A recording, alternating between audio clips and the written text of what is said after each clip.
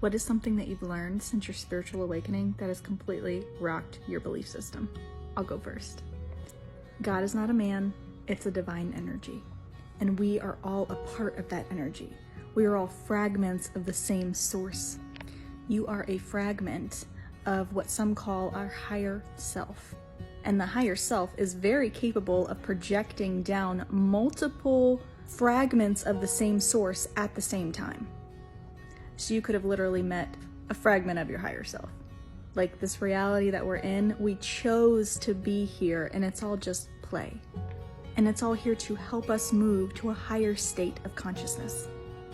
While we were playing in this game, we travel in what's called soul groups, which in my opinion, I feel like might be those same fragments of the higher self.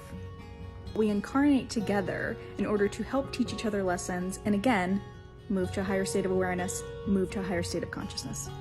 So for example, my father in a previous life could have been my brother, my mother could have been my sister, my partner could have been my child, and so forth.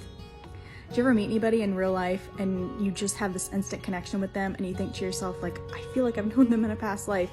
That's probably because you have. Also, hell doesn't exist.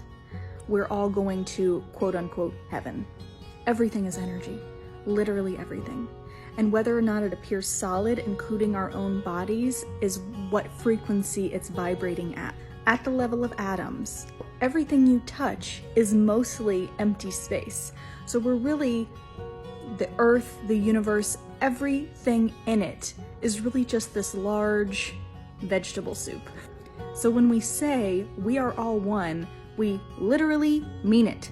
We are all points of singularity from the same source. Our natural state isn't fear, it's love and compassion. But everything around us is meant to stifle our divine energy and our connection to source. Everything is meant to keep us at a lower vibration. Also, we are not our minds.